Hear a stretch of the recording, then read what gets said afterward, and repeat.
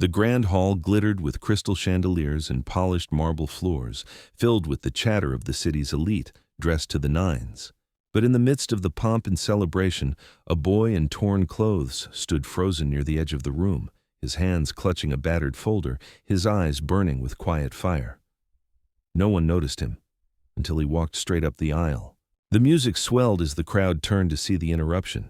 A sharp gasp escaped from the guests, and the murmur grew. The boy's worn shoes scuffed the gleaming floor, with each determined step toward the altar where the millionaire groom waited, radiant in his tailored suit, his smile practiced and confident. Whispers rose. "Who is that? What is he doing here?" But the boy ignored the stares, the sudden hush, the security guards inching closer. His voice rang out clear and steady, cutting through the stunned silence. "You don't know who he really is." The room froze. The bride's father, a man wrapped in expensive silk and ego, glanced sharply, eyes narrowing as if annoyed by a fly. The boy held up a stack of papers, the worn edges trembling slightly in his grip, and continued, "He stole everything from us, our land, our home." He spoke like a judge, calm but fierce. The groom's smile faltered, a flicker of confusion breaking through his polished facade. "Wait," the boy said. "Let me show you." He pulled out a faded video on his phone, the shaky image of an old wooden fence, a rusty gate marked with faded numbers. Then, the voice of a woman, the boy's grandmother, testified in a recording, recounting the day their family was forced off their ancestral land, a quiet desperation woven in her words. The guests leaned in. The groom's confident eyes shifted to the documents, deeds, eviction notices, contracts with fine print twisting like traps. He recognized the legalese. This was his specialty. Yet the truth they revealed was undeniable. The boy's gaze didn't waver as the groom stepped down from his place, swallowing a nod of disbelief. The silence stretched. Then, a voice broke it, soft but resolute. "I won't marry into a family built on lies." The groom turned, the room holding its breath as he shook his head, folding the papers with care. With a quick, decisive motion, he tore up the marriage contract, the symbol of a union that had promised wealth and power, but was rooted in injustice. He looked at the boy, a stranger to everyone else, and said, "Let's fix this." Outside, the cold Louisiana wind swept through the ancient oaks lining the street where the boy's family home once stood, now a barren patch swallowed by commercial development. The boy stood taller than before, a spark of hope ignited within him. Behind them, the once powerful patriarch watched from his limousine, stunned and silenced. Together, the boy and the lawyer forged a new path, a foundation dedicated to protecting families like his, fighting for the forgotten landowners crushed beneath the weight of greed. In the heart of the city, justice had taken an unexpected champion. The courtroom was a cold, intimidating space, walls lined with polished wood, high ceilings echoing every whisper, every footstep. Outside, the city hummed, unaware of the battle unfolding within these walls. But for Marcus, the boy with the torn clothes and fierce eyes, it felt like the entire world had shrunk to this moment. His hands shook slightly as he held the folder full of evidence, deeds, photos, witness statements.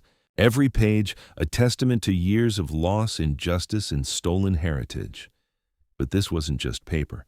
This was his family's life, their dignity.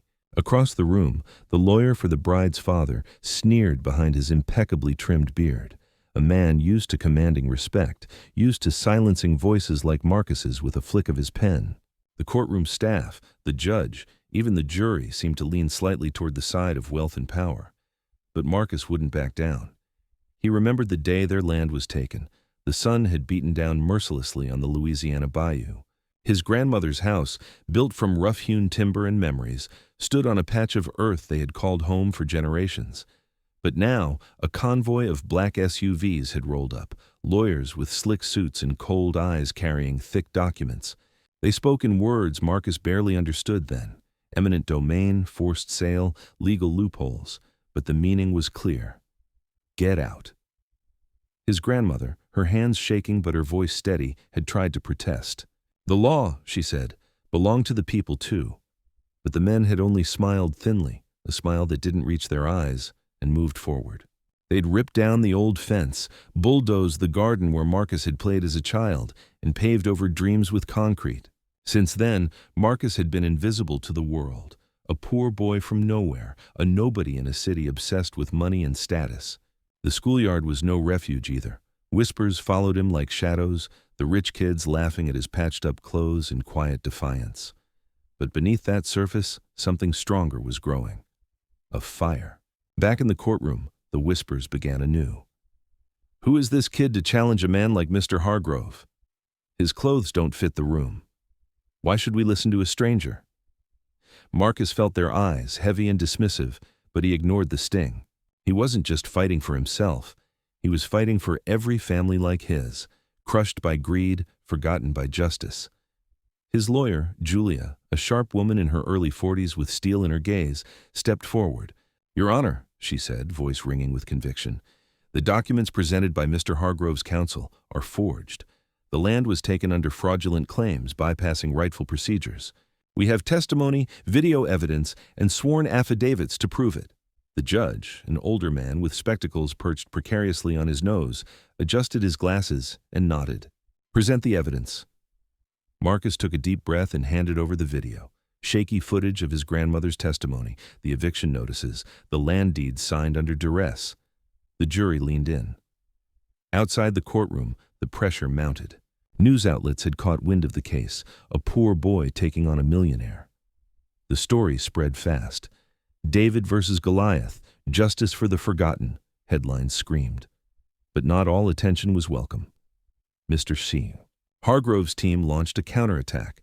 They hired private investigators who showed up at Marcus's small apartment, taking photos, probing neighbors. Rumors began swirling. Was Marcus really the rightful heir? Were the documents authentic? Was this all a scheme to sabotage a respected businessman's reputation? Marcus's grandmother received anonymous threatening calls, her phone ringing late into the night. Marcus himself was followed, a shadow behind him on the street, a car lingering too long outside his school. Even the judge, once impartial, faced pressure from influential figures calling for a swift dismissal. Yet Marcus grew stronger. Each attack was a test of his resolve, each insult a reminder of what was at stake. At school, the rich kids mocked him, called him names: ghetto lawyer, boy who thinks he owns the world. But Marcus's silence was louder than their jeers. His nights were spent poring over legal books, watching videos on property law, and practicing his arguments in front of the cracked mirror in his room. Julia helped, sending him notes, coaching him on tone and posture, turning him into the confident fighter he needed to be. "I've never seen someone so young with such grit," Julia said one evening, handing him a cup of cold coffee. "You're going to make a difference, Marcus, not just here, but for everyone who's been pushed aside." The trial dragged on, tension rising like a storm. One afternoon, during cross-examination, Julia confronted one of Mr. Hargrove's hired witnesses, a slick real estate agent who claimed the sale was legal and fair. "Are you aware," Julia asked, voice sharp, "that your client pressured the original owners into signing documents they couldn't understand? That some signatures were allegedly forged?" The agent faltered, his rehearsed answers cracking under scrutiny. The courtroom murmured. Marcus sat at the defendant's table, heart pounding but face steady. This was his moment. Outside, the media frenzy reached a boiling point. TV cameras caught Julia and Marcus walking through courthouse doors, reporters shouting questions. "Marcus, what keeps you going? Do you fear the power of the Hargrove family?" Marcus didn't hesitate. "My family lost everything once. I'm here to make sure no one else does." The crowd responded with applause, but the threat of retaliation loomed. At night, Marcus lay awake, listening to the distant hum of the city. Doubts crept in. Was this fight bigger than he could handle? Would justice truly prevail? But then he thought of his grandmother, the stories of resilience she'd told him, the roots they shared with this land. He clenched his fists. This was his home. This was his fight. The pressure didn't stop at the courtroom doors. At the family home where Marcus once played, construction crews arrived, threatening to demolish the last remaining structures. The community that once supported them started to turn away, intimidated by the Hargrove influence. But Marcus rallied neighbors, organizing meetings, collecting signatures, speaking at city council hearings. His voice, once ignored, now carried weight. Back in the courtroom, the judge called for a recess. Marcus stepped outside to find the millionaire himself waiting, flanked by lawyers and security. Mr. Hargrove's eyes were cold, his smile gone. "You don't know what you're messing with, boy." Marcus met his gaze, steady and unyielding. "I know exactly what's at stake." That night, a letter arrived at Marcus's door, an anonymous warning. Drop the case or face consequences. Marcus tore it open, read every word, and then looked at his grandmother. "We won't back down." She nodded, eyes fierce. Together, they prepared for the battle ahead. In the quiet moments between chaos, Marcus found strength not just in evidence or law, but in the spirit of those who had come before him. The fight was no longer just about land. It was about justice, about dignity, about hope. The courtroom was packed, every seat filled. The murmurs had died down to a tense silence, the kind that makes even the smallest sound echo like thunder. Marcus stood at the center, no longer the boy in rags, but a young man fueled by truth and justice. His heart hammered, but his gaze was steady. This was the moment everything would change. Across the room, Mr. Hargrove sat stiff, the powerful facade cracking as Marcus's lawyer, Julia, called the final witness to the stand. The witness was an elderly woman, her hands weathered, but her voice unwavering. She was the boy's grandmother, the last living link to the family's past and the land they had lost. She took a deep breath and began. "My family has lived on that land for over 100 years. We raised children there. We buried our ancestors there. That land is part of who we are." She looked at the judge. "But they came and took it from us, not with fairness, but with lies and threats. I fought with every ounce of strength I had to keep what was ours, but the law was twisted against us." The courtroom held its breath. Then Julia stepped forward. "Mrs. Thompson, do you recognize these documents?" She handed her a set of papers. "Yes," the grandmother said, eyes filling with tears. "These signatures are not mine. I never agreed to sell. I was scared to refuse." The judge leaned forward, his expression softening. Marcus felt a surge of hope. Then the defense attorney stood. He tried to dismiss the grandmother's testimony as sentimental, an emotional ploy to sway the jury. But Julia was ready.